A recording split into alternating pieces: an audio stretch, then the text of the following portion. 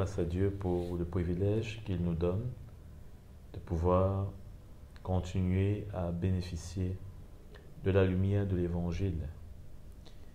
Et comment ne pas être reconnaissant? Parce que cette lumière nous permet d'échapper au plan de l'ennemi, mais surtout de pouvoir porter de plus en plus la vie de Christ. Cette vie qui nous réjouit, cette vie qui nous permet d'espérer, de continuer à espérer dans le bonheur que le Seigneur nous réserve. Amen. Dans les cieux. Et je crois qu'il est intéressant de savoir que nous avons un ennemi qui ne veut pas de ce bonheur. Parce qu'il est, depuis toujours, l'ennemi de nos âmes. Et on peut s'en rendre compte, ouvrons dans Apocalypse au chapitre 12, le verset, commençons au verset 10. Puis j'entendis dans le ciel une voix forte qui disait: Maintenant le salut est arrivé, ainsi que la puissance, le règne de notre Dieu et l'autorité de son Messie. Ici, le salut, c'est la délivrance. En effet, il a été jeté dehors, l'accusateur de nos frères et sœurs, celui qui les accusait jour et nuit devant notre Dieu. Ils l'ont vaincu grâce au sang de l'agneau et grâce à la parole de leur témoignage. Et ils n'ont pas aimé leur vie au point de craindre la mort. Donc, voici une déclaration que l'apôtre Jean reçoit dans cette vision de l'Apocalypse. Et combien dans cette vision, et précisément dans ce passage, nous avons une précision qui nous est donnée, qui est fondamentale, qui est essentielle pour nous de saisir. Parce qu'il y a à la fin de cela un résultat qui est tellement important pour nous. Concernant l'accusateur de nos âmes, celui-là qui jour et nuit nous accuse devant le Seigneur notre Dieu. Bien sûr, on pourrait se dire, mais Jésus a tout payé. Jésus a tout accompli. D'où vient-il que l'ennemi puisse nous accuser? Eh bien, cela me rappelle Job. Malgré qu'il était un homme intègre devant la face de Dieu, cela n'a pas empêché l'ennemi, d'avoir un œil sur lui. On dirait qu'il n'attendait que l'occasion, qu'une occasion lui soit donnée pour pouvoir attaquer et accuser Job devant Dieu. Parce que l'ennemi connaît la chair de l'homme. Il la connaît tellement bien parce qu'il est celui-là qui l'a intoxiqué, qui l'a rendu malade, qui a su injecter, inoculer le mal dans cette chair. Il est l'auteur de cette contamination, du mal et des ténèbres qu'il anime lui-même, parce qu'il est le diable, il est le mal personnifié, et il a su contaminer le premier homme, l'homme adamique, de ce mal qui était déjà en lui-même, l'ennemi, le diable, et il a fait en quelque sorte de l'homme, il a voulu faire en quelque sorte de l'homme comme d'une marionnette qu'il peut contrôler avec le mal qui se trouvait dorénavant dans l'homme adamique. Et gloire soit rendue à Dieu, tel que l'apôtre Paul le dit dans l'Épître aux Romains, nous ne sommes plus sous la puissance de ces ténèbres.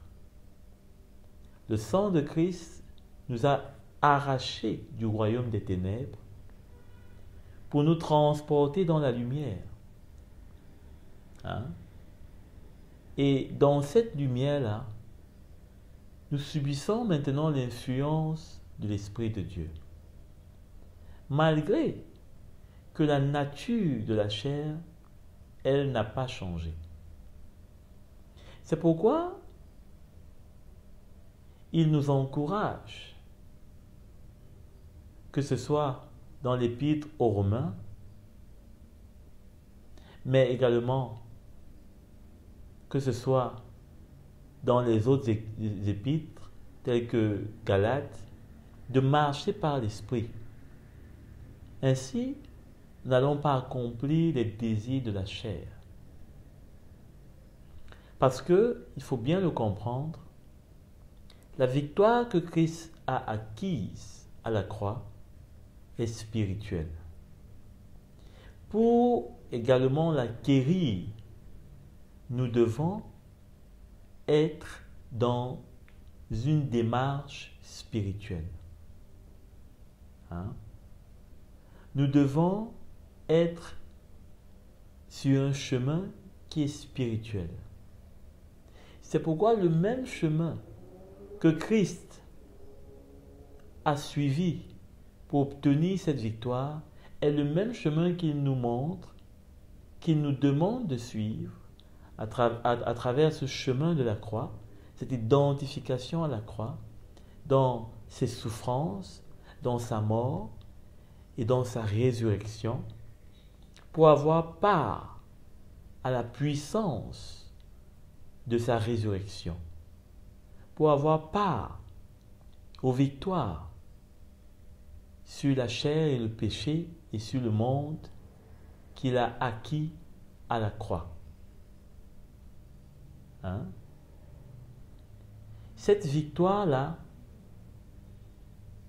qui n'est que possible pour nous de l'avoir à travers ce même chemin, vient au travers de l'obéissance, de la marche par l'Esprit et de la résistance à tout ce qui vient de la chair. C'est ainsi que la chair n'a plus de force sur nous. C'est ainsi que nous sommes libres et esclaves de la justice et non plus des ténèbres. Voilà ce qui se passe dans l'esprit. La victoire de Christ est disponible. Mais ce n'est pas dans un combat de la chair, c'est dans un combat de l'esprit qui va s'imposer à la chair si nous marchons par l'esprit. Parce que la puissance de la chair, c'est de nous amener au péché, à faire ce que nous ne voulons pas et à ne pas faire ce que nous voulons, qui plaise à Dieu. Or, la puissance de la croix de Christ et de la résurrection qui suit cette mort domine la puissance du péché qui est dans la chair. Et c'est ce combat que l'apôtre Paul présente dans Romains, précisément au chapitre 7, pour montrer comment la loi du péché est ébranlée par la loi de l'esprit de vie. Amen. Et cette victoire n'est pas une victoire que l'on peut avoir aujourd'hui et se coucher comme si c'était une chose qu'on pouvait acquérir une fois pour toutes. Bien sûr qu'il y a dans cette victoire de la puissance de la loi de l'esprit, de l'obéissance à l'esprit, de la marche par l'esprit, qui s'opère en nous, des délivrances. On peut être peut-être fumeur, on peut être drogué, on peut être, c'est pas moi, accro ou addict à certaines pratiques, et on est de plus en plus libéré, libéré pour être véritablement libre, parce que nous sommes venus à Christ. L'apôtre Paul dit aux Galates, c'est pour la liberté que Christ nous a rachetés. Pour la liberté. Et cette liberté ne peut nous être bénéfique que si nous marchons par l'esprit, afin de ne plus retourner sous l'esclavage de la chair. Mais si on s'endort, si on perd de vue cette œuvre qui doit être continue dans notre vie,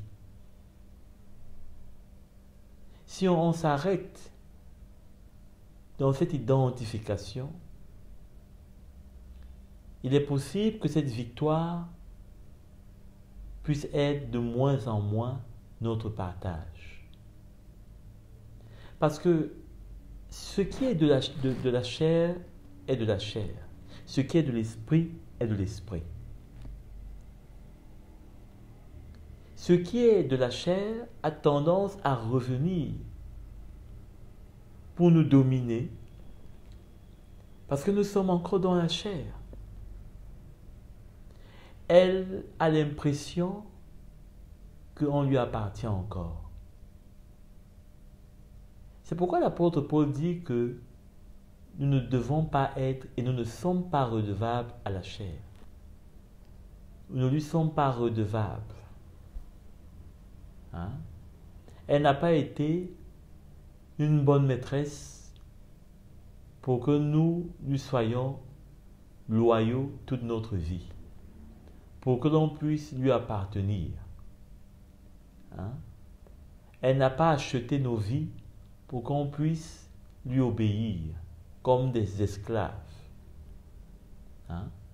Mais Christ qui nous a rachetés de l'esclavage du péché et de la mort, par amour pour lui, parce que son joug, parce que son esclavage est doux et léger, il ne nous fait pas du mal, au contraire. Hein?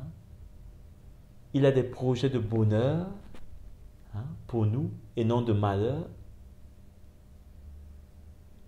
Eh bien, nous souhaitons librement et nous acceptons de lui soumettre nos vies par amour et librement, ce que le péché ne nous permettait pas. Le péché, lui, la loi du péché, l'esclavage du péché, nous soumettait et cherche toujours à nous soumettre sans notre volonté. C'est pourquoi l'apôtre Paul dit qu'il fait ce qu'il ne veut pas. Et il ne fait pas ce qu'il veut. Parce que la loi du péché le contraint. Il dit qu'il découvre dans ses membres une autre loi. Et ceci a pour résultat de nous enlever la victoire pourtant que Christ a acquise pour nous à la croix. Alors, pour revenir à ce texte dans l'Apocalypse, il est précisé que c'est à cause du sang de l'agneau et de la parole de leur témoignage que la victoire est possible sur l'accusateur de nos âmes. Il y a comme deux éléments, pas un seul, deux, qui sont nécessaires. Le sang de l'agneau et la parole de notre témoignage. De quoi est-ce que cela parle exactement? Quand on voit le sang de l'agneau, cela nous parle du sacrifice de Christ, de son œuvre à la croix, de ses souffrances, de sa mort.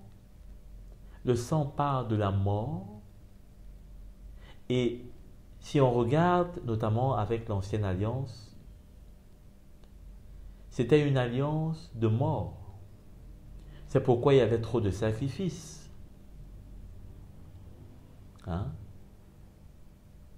C'est pourquoi il y avait trop de sacrifices. Il n'y avait pas la vie véritable. Parce que c'est Christ qui est la vie. Il dit dans Jean, je suis le chemin, la vérité et la vie.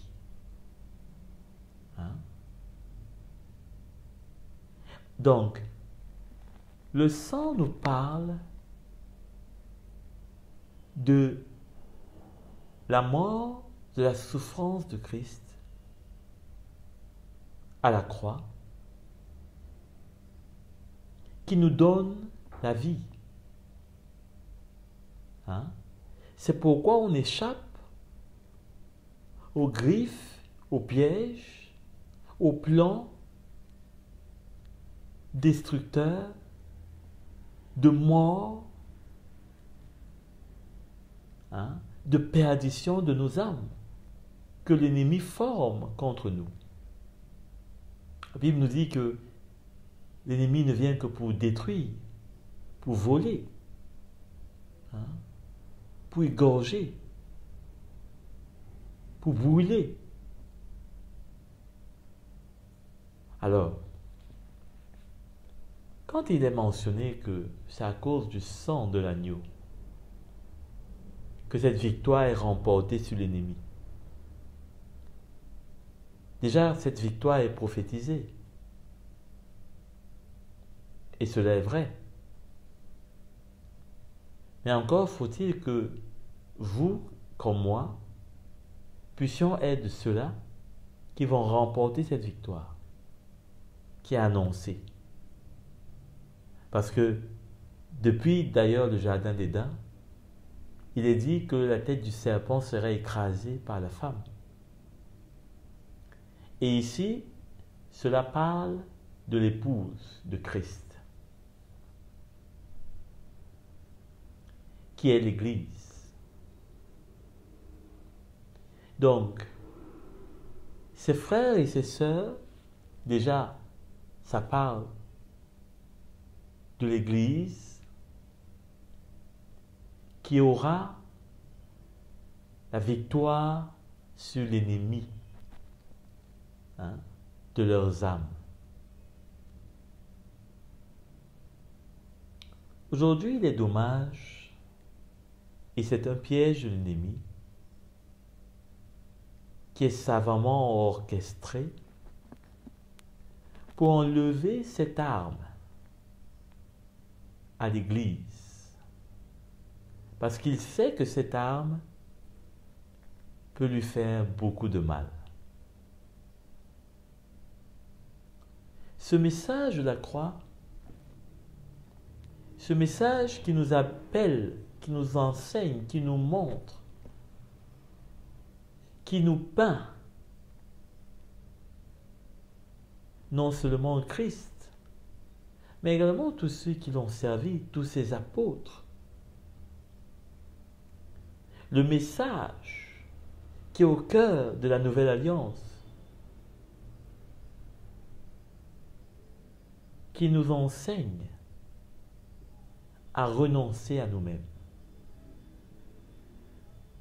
à prendre notre croix, comme Jésus dit dans Matthieu 16, 24, à prendre notre croix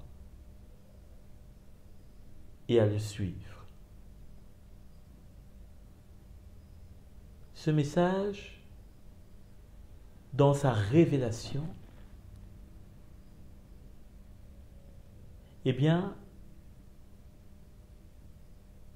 nous montre à travers l'Esprit de Dieu comment nous identifier, nous aussi, à la croix de Christ, à ses souffrances.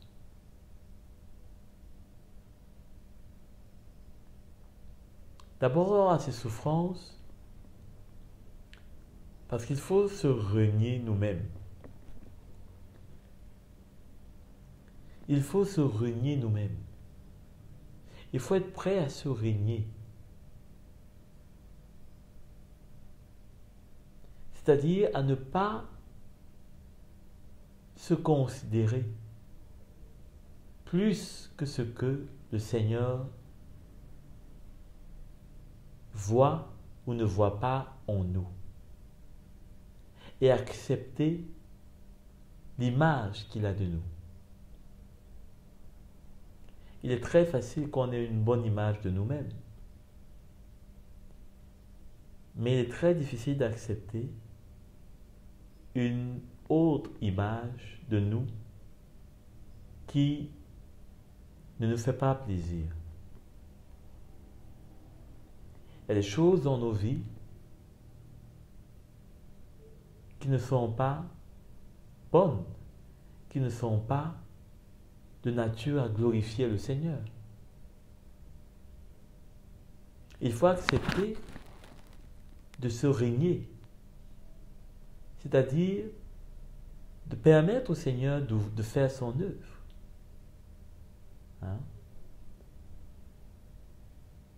C'est un peu comme une personne qui est dangereuse, peut-être elle a une arme à la main, et d'accepter de se régner, c'est de déposer cette arme, pourtant qui nous donne l'impression qu'on est le plus fort, de déposer cette arme et peut-être d'accepter, pas peut-être, mais d'accepter l'aide, de reconnaître le besoin peut-être qu'on a de ce que on pourrait être malade, on n'a pas tout de notre tête, on ne comprend pas tout. Hein? D'accepter de se régner soi-même, c'est faire le pas de l'humilité. Dieu qui fait grâce aux humbles peut commencer à ce moment à faire une œuvre dans nos vies. C'est de diminuer pour que Christ puisse croître en nous. Hein? Ensuite, il y a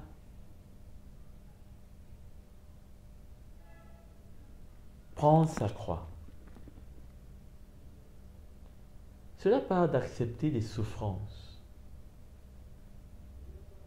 d'accepter l'humiliation, d'accepter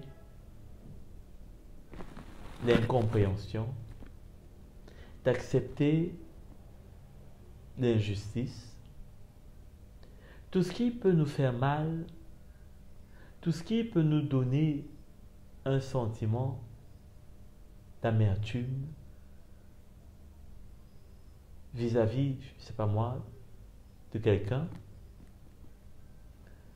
Tout ce qui peut nous montrer de prime abord que peut-être on a raison, mais de mourir à cette raison. L'apôtre Paul d'ailleurs en parle aux Corinthiens quand il leur demande pourquoi est-ce qu'ils n'acceptent pas quelques injustices au lieu d'aller prendre des gens pour leur servir de juges, des païens en l'occurrence, dans des affaires qui concernent deux frères. Pourquoi ne pas accepter de perdre? Et cela n'est pas facile, bien-aimé. Parce que accepter de perdre un intérêt, un droit, une raison, etc., cela n'est pas chose facile parce que, eh bien, peut-être que ça nous donne un avantage, ça nous donne un intérêt, ça nous montre comme n'étant pas faibles, ça nous donne une domination sur l'autre, ça nous donne un avantage, un droit. Mais d'accepter de prendre cette croix, c'est d'être prêt à considérer tout cela, comme l'apôtre Paul pouvait dire, de la boue. Comme de la boue.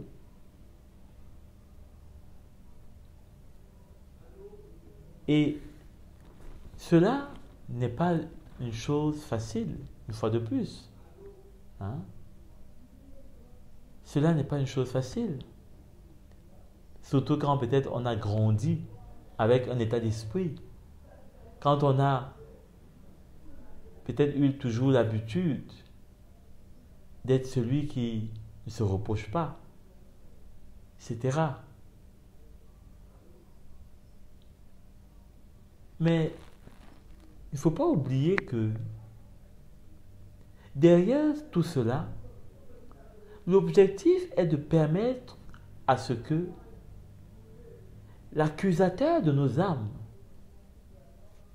ne puisse pas prospérer, ne puisse pas réussir dans ses projets.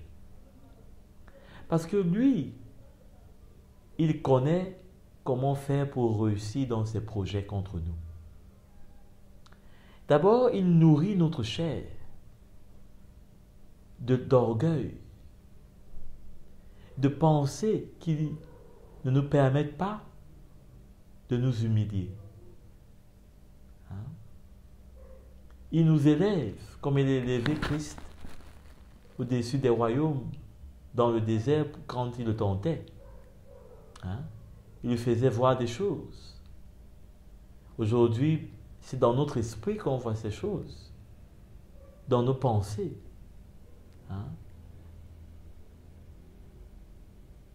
On a des envies d'être élevés, des envies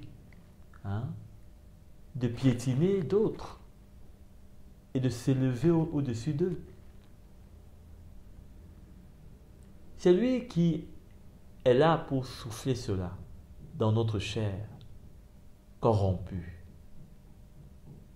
Mais c'est aussi lui qui est le premier à aller nous accuser. La Bible nous précise jour et nuit. Hein? Jour et nuit. Et c'est comme ça qu'il parcourt toute la terre, la Bible nous dit, pour voir qui est-ce qu'il va dévorer. C'est pas comme si le Seigneur, le diable est là, à chaque instant, sur votre 5,50 m et il vous guette. Non. Il fait son œuvre dans la chair. Il fait son œuvre à travers tout ce qui est dans le monde. Parce que nous sommes dans le monde. Il cherche à nous influencer.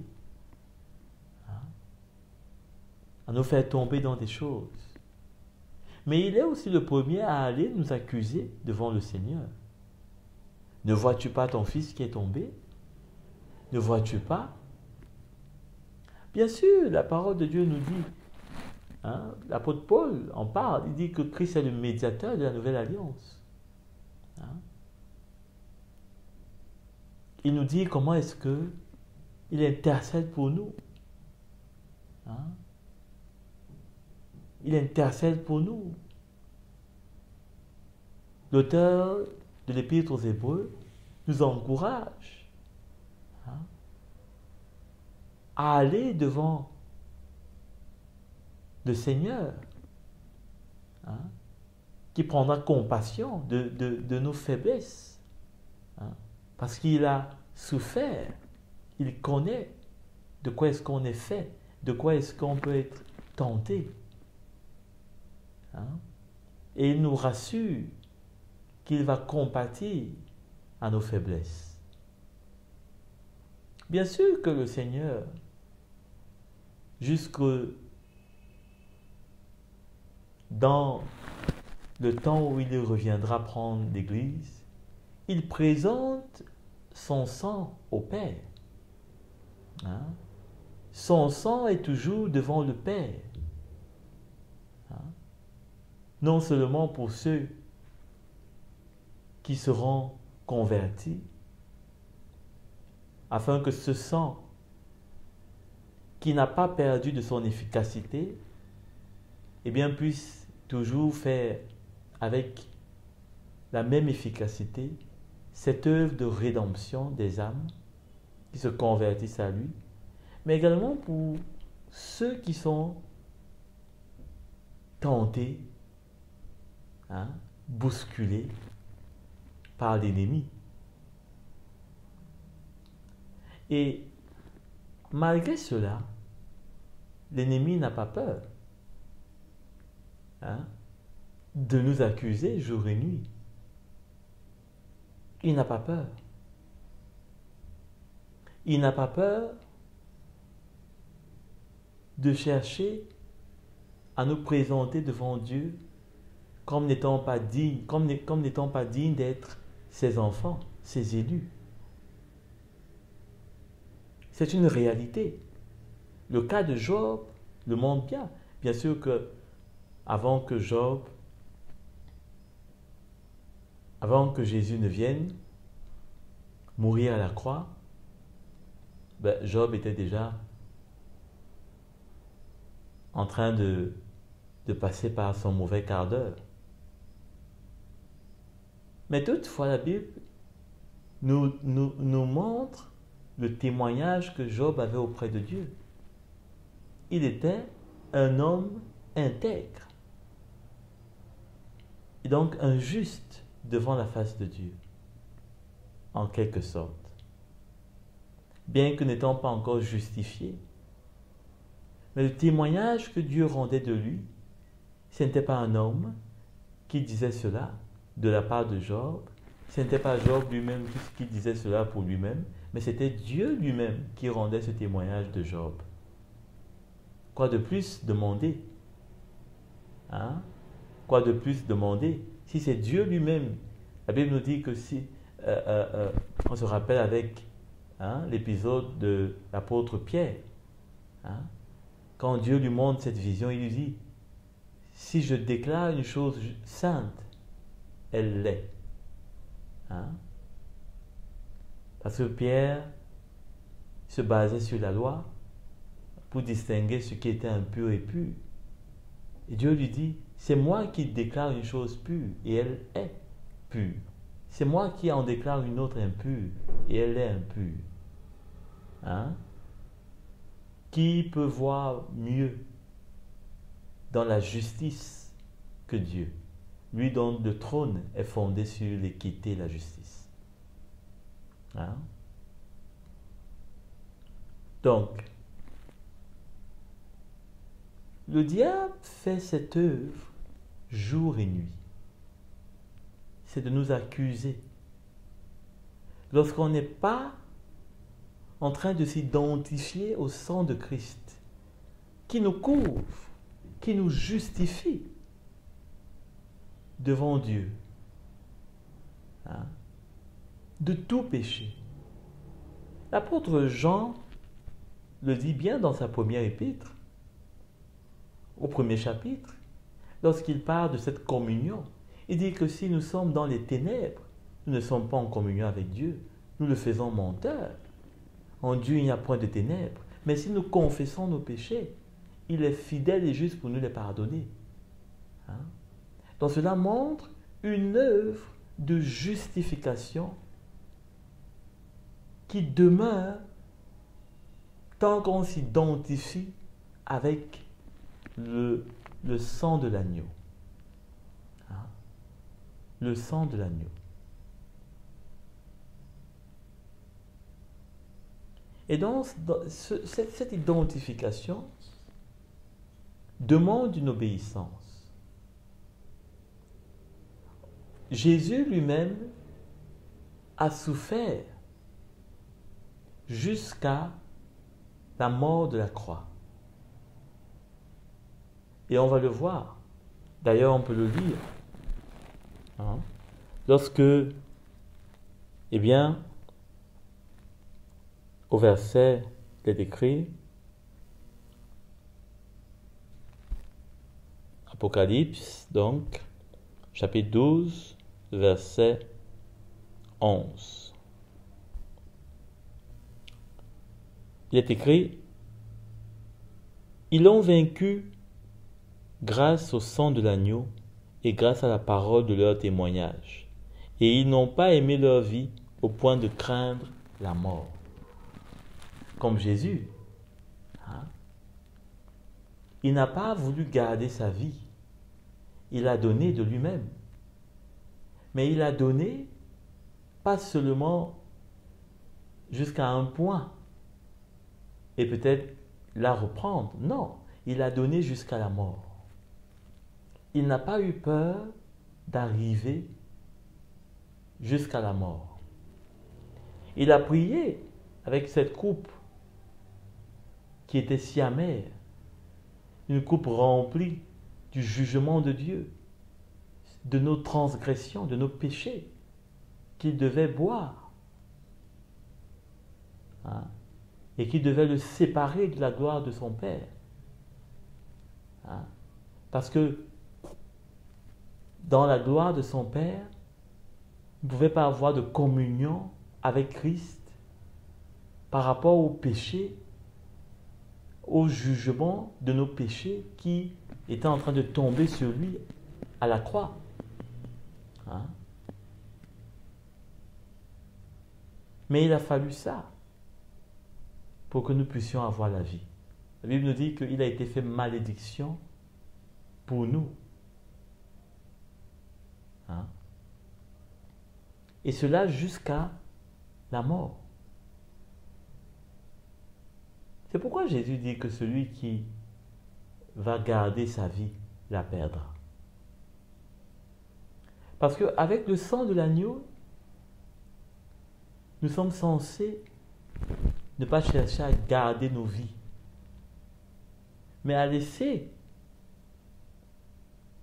que nous puissions être conduits et arriver jusqu'à la mort. Hein? Jusqu'à la mort. Parce que c'est la mort. C'est la mort qui va nous donner la victoire. Hein? C'est la mort qui va nous donner la victoire. Sans la mort, il n'y a pas la victoire. Et la victoire qui va jaillir de la mort, c'est la résurrection. Hein? C'est la résurrection. Donc, à cet effet, l'auteur des Hébreux d'ailleurs dit quelque chose de très intéressant. Hébreux 12, verset 4. Vous n'avez pas encore résisté jusqu'au sang dans votre combat contre le péché. Parce que le désir de l'ennemi, c'est que nous puissions vivre selon l'homme adamique, c'est-à-dire selon les passions et les désirs de notre chair. Or, les fruits que nous pouvons porter en vivant selon la chair, c'est ceux du péché. Hein? Il dit on n'a pas encore lutté jusqu'au sang. C'est-à-dire que on n'est pas encore arrivé jusqu'à la mort. Bien sûr, pas la mort physique. Hein?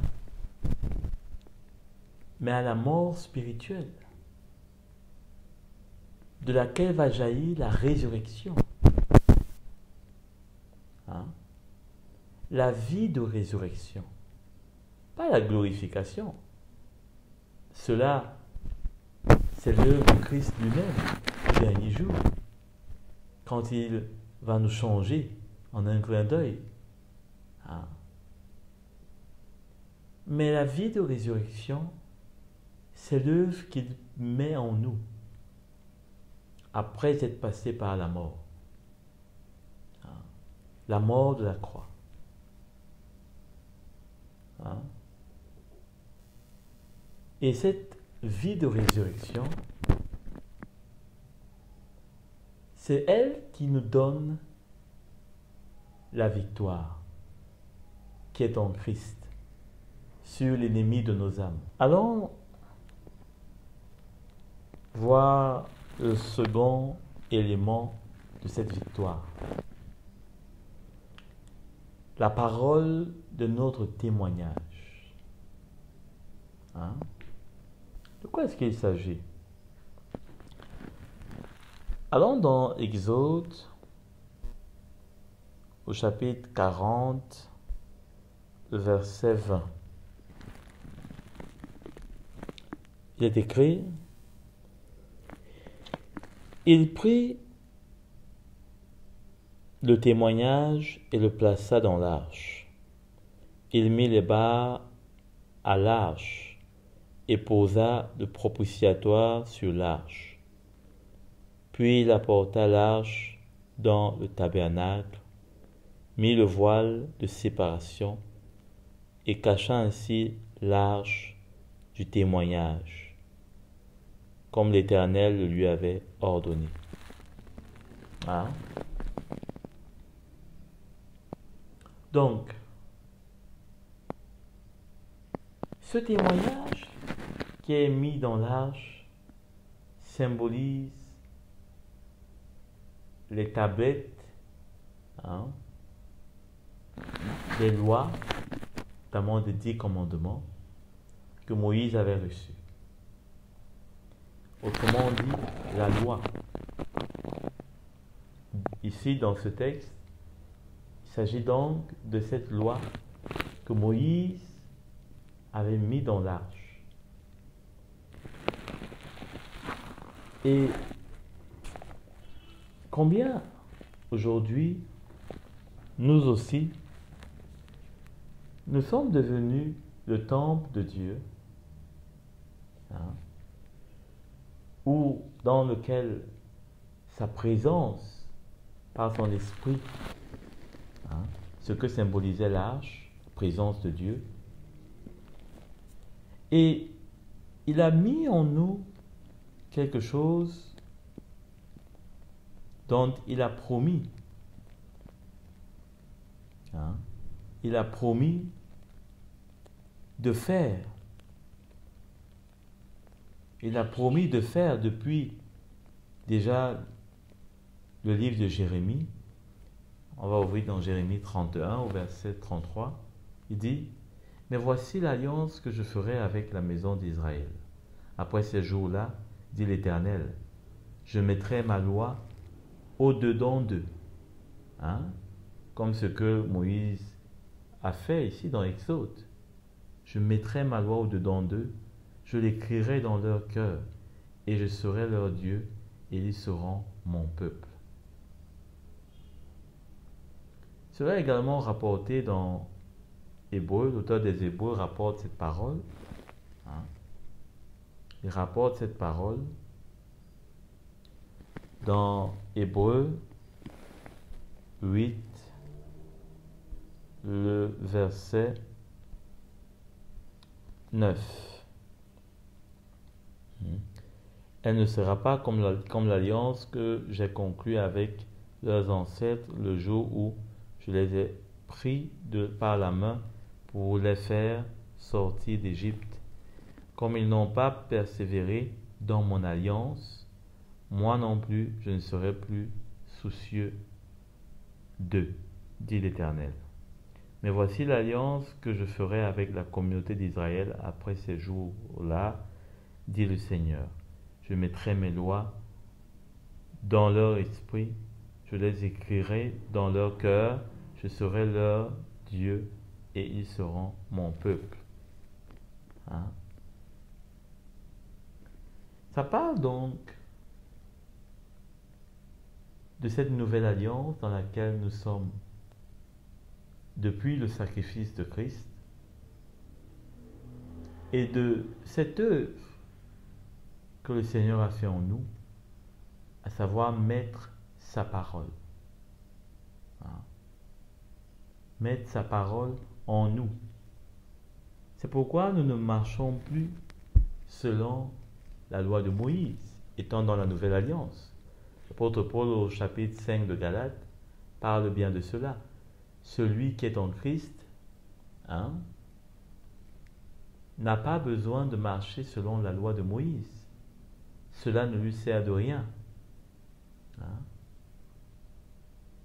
Donc, pourquoi? Parce que la loi que Christ est venu inaugurer par la nouvelle alliance, qui n'est pas l'ancienne alliance, et donc il faut une nouvelle loi, hein, qui est la loi de l'esprit de vie, vient habiter en nous, la loi de la liberté parfaite, comme l'apôtre Jacques l'appelle, vient habiter en nous, hein, et l'Esprit de Dieu lui-même l'écrit dans nos cœurs. Hein? On n'a pas besoin qu'il y ait quelque chose devant nous pour nous rappeler, pour nous montrer ce que le Seigneur attend de nous. Hein? Mais sa loi est là, hein, par son esprit, qui sonde tout, même les profondeurs de Dieu. La Bible nous dit que l'esprit sonde tout. Et donc, nous pouvons et nous connaissons la loi de Dieu.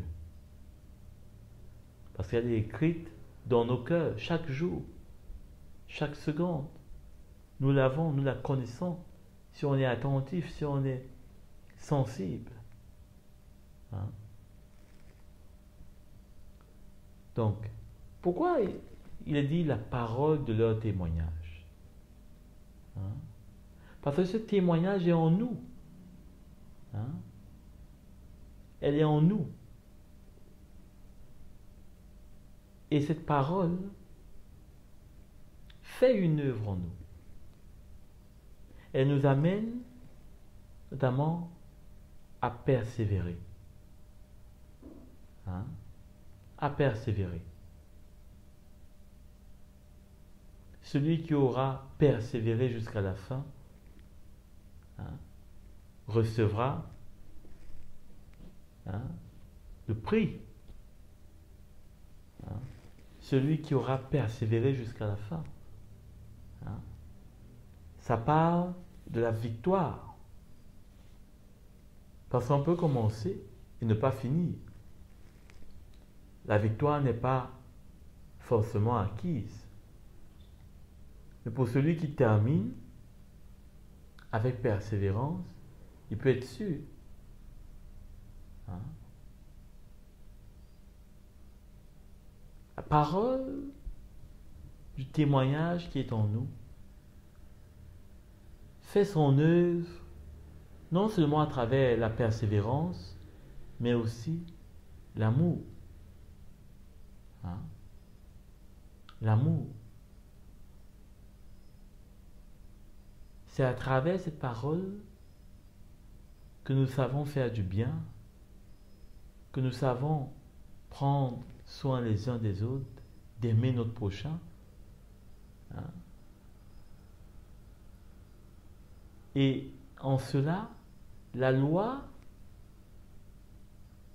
de l'esprit de vie,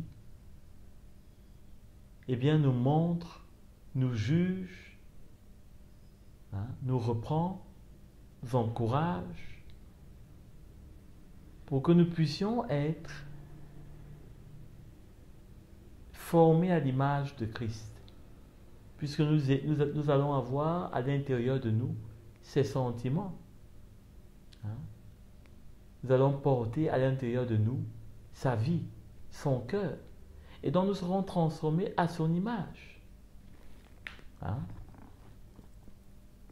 La parole,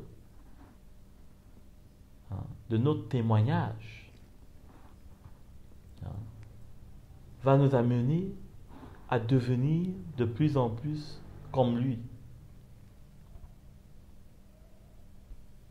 Comme lui. Et quand on voit dans ce texte de Apocalypse, on se rend compte que ce témoignage, eh bien, est très important parce qu'il va permettre dans nos vies qu'il y ait véritablement une eau vive, hein? Et donc une vie du Seigneur qui coule, hein? Qui nous garde éveillés, où nous sommes de plus en plus en train de porter de ses fruits, parce que nous serons comme un arbre qui est planté dans un cours d'eau, hein, qui porte des fruits. Nous n'allons pas dessécher, au contraire, nous allons verdir, parce que cette parole sera en train de porter des fruits, de faire une œuvre en nous. Et c'est cela dont nous avons besoin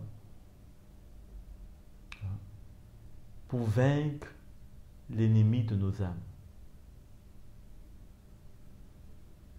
L'apôtre Paul loue d'ailleurs les Thessaloniciens, on peut lire, à propos de leur foi, à propos de comment est-ce qu'ils font des progrès, hein, dans 2 Thessaloniciens, chapitre 1, verset 3. Il dit, nous devons à votre sujet, frères, rendre continuellement grâce à Dieu, comme cela est juste, hein, parce que votre foi fait de grands progrès, et que la charité de chacun de vous, tous à l'égard des autres, augmente de plus en plus. Hein? Voilà ce que l'œuvre de sa parole, Hein? L'œuvre de sa parole va faire en nous. L'œuvre de sa parole va produire en nous. D'ailleurs, à cet égard, Paul vient toujours, il dit à ces Thessaloniciens comment il se réjouit qu'ils ont accueilli sa parole, non pas comme étant la parole d'un homme, mais comme étant la parole de Dieu. Hein? Comme étant la vraie parole de Dieu. Et que cela les a amenés à porter du fruit. Hein? À porter du fruit. Cela est merveilleux. Parce que là, on voit véritablement comment l'œuvre de cette parole témoigne non seulement de la vie du Seigneur en nous, mais aussi que nous sommes vraiment de lui. Hein? Parce que le diable se réjouit quand il y a de la confusion, hein? Dans nos vies, un peu de celle de la lumière, un peu de celle des ténèbres. Hein? Vous savez que le mensonge, tous ceux qui mentent sont les enfants du menteur, du père du mensonge.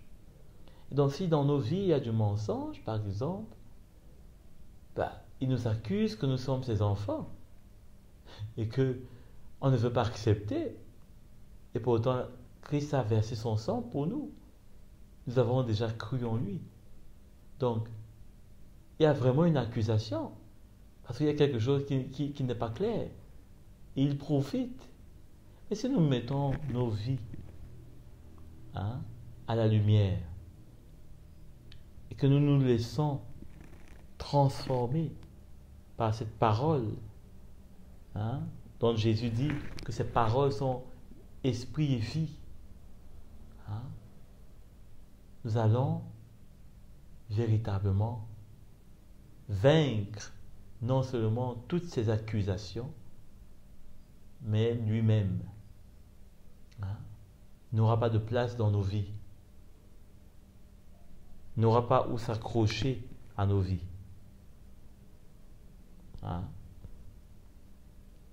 Donc, que le Seigneur nous aide à véritablement prendre cette victoire, parce qu'elle est nôtre. Si Jésus est allé à la croix, c'était pour nous donner cette victoire, pour que nous ne soyons pas comme des enfants qui cèdent, qui cèdent à tout ce qui peut les attirer, à tout ce qui peut les séduire, mais que nous soyons bien conscients de ce que nous voulons, à savoir être en Christ et marcher et demeurer en lui. Que le Seigneur nous éclaire davantage, parce que cette prophétie doit s'accomplir.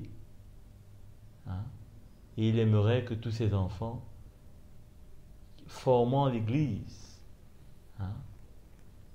si on vit cela en tant qu'Église, déjà chacun individuellement accepte, non seulement en train de s'identifier à ce sang, mais aussi à la parole de ces témoignages, cela est merveilleux. Parce qu'il y aura assurément la victoire qui est déjà du côté du Seigneur. Amen.